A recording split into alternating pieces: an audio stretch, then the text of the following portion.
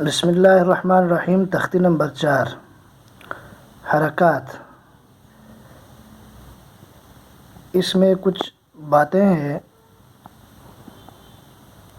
سب سے پہلے زبر، زیر اور پیش کی حرکات کو سمجھنا ہے جو واضح ہے، اور اس کے بعد ان کے پڑھنے کا طریقہ کیسے پڑھا جائے حرکات کے ساتھ، مثلا حمزہ زبر آ۔ اب اس میں بنیادی طور پر 2-3 باتیں ہیں۔ انہیں پڑھتے ہوئے اتنی جلدی بھی نہ پڑھی جائے کہ جھٹکا محسوس ہو اور نہ ہی مجہول ہو،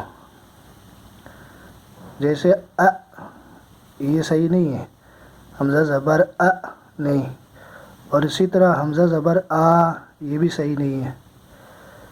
اس کے صحیح پڑھنے کا طریقہ انداز یہ ہے، جیسے حمزہ زبر حمزہ زیر ای، حمزہ پیش او، ہا زبر ہا زیر ہی، ہا پیش ہو، عین زبر